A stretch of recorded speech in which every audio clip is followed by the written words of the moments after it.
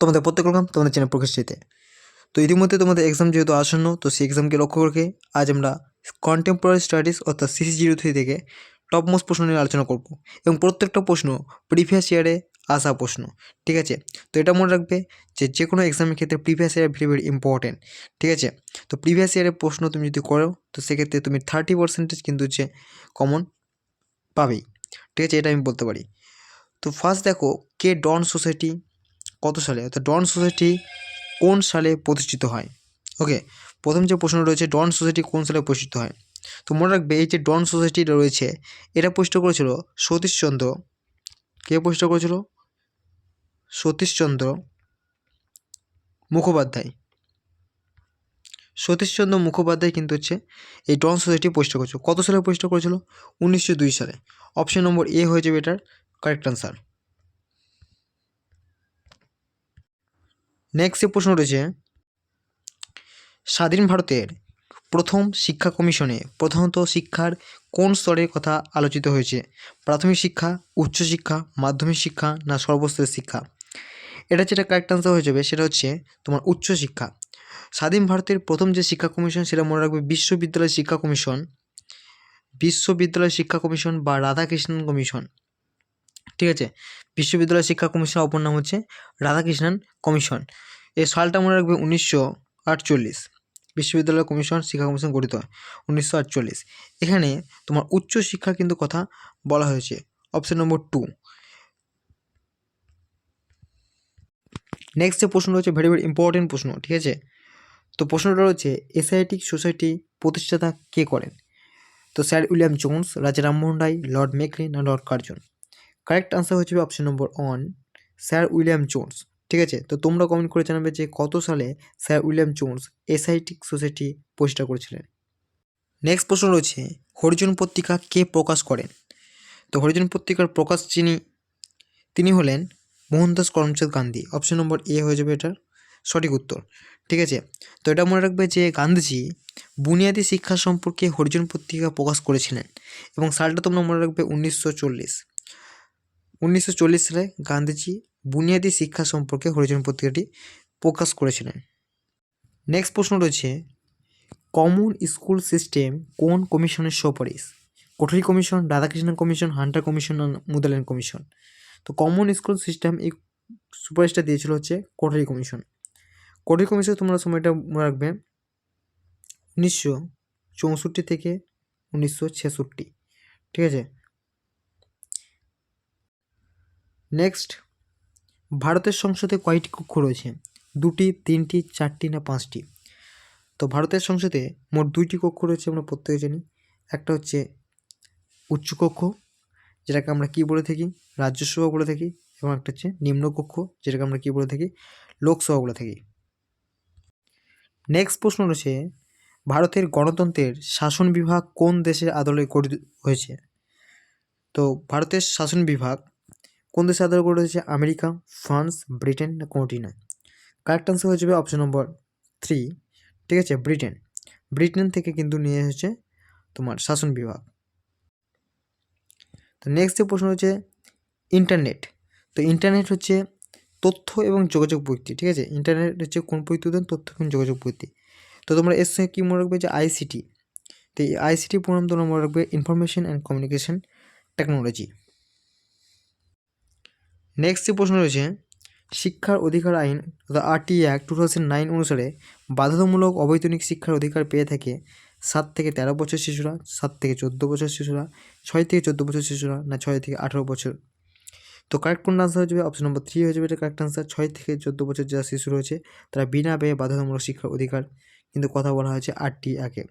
ঠিক আছে, এবং এই RT অ্যাক্টটা সারা দেশে চালু হয় কত সালে? 2010 সালে 1 এপ্রিল।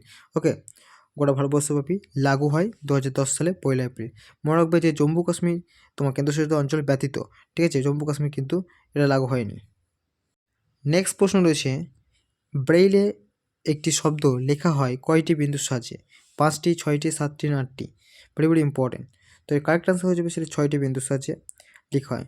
মনে রাখবে একজন সুদক্ষ ব্রেইল পাঠক মিনিটে 60টি শব্দ লিখতে এবং পড়তে পারে, এবং ব্রেইল লেখার যে কলমটা রয়েছে সেই কলমটার নাম হচ্ছে কি? স্টাইলাস।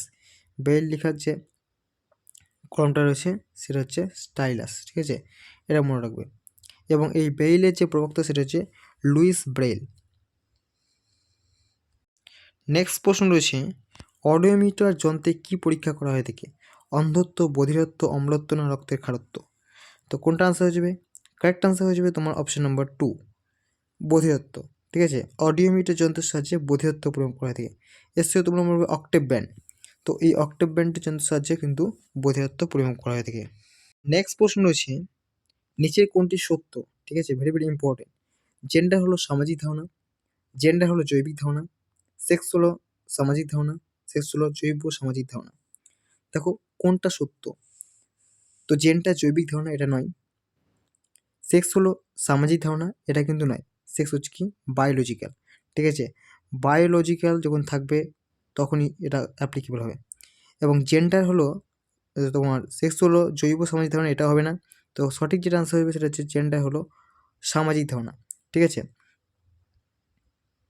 তো এর সাথে তোমরা মনে রাখবে জেন্ডার, এটা মনে রাখবে তোমরা সোশ্যালের সঙ্গে, এবং সেক্স এটা মনে রাখবে তোমরা বায়োলজিক্যালের সঙ্গে। নেক্সট যে প্রশ্ন রয়েছে, ভারতীয় সংবিধানে কততম সংশোধনীতে স্থানীয় প্রশাসনের নারীদের সংরক্ষণের কথা বলা হয়েছে? 72তম, 73তম, 74 না 86তম?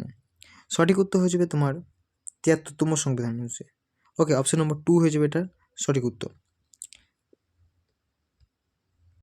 নেক্সট প্রশ্ন রয়েছে, ভারতীয় সংবিধানে মোতায়েক অনুসারে শিক্ষা রয়েছে কোন তালিকায়? রাজ্য তালিকায়, কেন্দ্র তালিকায়, যুগ্ম তালিকায় না স্থানীয় প্রশাসনের তালিকায়? সঠিক উত্তর হয়ে যাবে অপশন নম্বর 3, যুগ্ম তালিকায়। অর্থাৎ কেন্দ্র এবং রাজ্য এই দুটো তালিকার মধ্যে কিন্তু হচ্ছে শিক্ষা কিন্তু পড়ছে, তো যুগ্ম তালিকা হয়ে যাবে এটা সঠিক উত্তর, অপশন নম্বর 3। নেক্সট প্রশ্ন রয়েছে, কোন সময় পর্যন্ত কলকাতা ব্রিটিশ ভারতের রাজধানী ছিল? ঠিক আছে, তো 1911, 1915 না 1914 না 1933? সঠিক উত্তর কোনটা হয়ে যাবে? অপশন নম্বর 1 হয়ে যাবে সঠিক উত্তর, 1911। ঠিক আছে, 1911 পর্যন্ত কলকাতা ব্রিটিশ ভারতের রাজধানী ছিল। তারপরে স্থানান্তরিত হয়ে কোথায় হলো? দিল্লি। ওকে, নেক্সট প্রশ্ন রয়েছে, সামাজিক পরিবর্তনের শক্তিশালী মাধ্যম হলো কোনটি? শিক্ষার্থী, শিক্ষক, পিতামাতা না বিদ্যালয় পরিচালনা সমিতি? তো সামাজিক পরিবর্তনের শক্তিশালী মাধ্যমের কথা বলা হয়েছে, ঠিক আছে। তো এটা সঠিক উত্তর হয়ে যাবে শিক্ষক। শিক্ষকই পারে সমাজকে পরিবর্তনের দিকে নিয়ে যেতে। নেক্সট প্রশ্ন রয়েছে, শিক্ষাক্ষেত্রে এডুসেটের ব্যবহারের জন্য যে গণমাধ্যমের সাহায্য নেওয়া হয়, রেডিও, সংবাদপত্র, মাসিক পত্রিকা না টেলিভিশন? কারেক্ট আনসার হয়ে যাবে তোমার অপশন নম্বর 4, টেলিভিশন। তো শিক্ষাক্ষেত্রে এডুসেটের ব্যবহারের জন্য যে গণমাধ্যমের সাহায্য নেওয়া হয় সেটা হচ্ছে টেলিভিশন।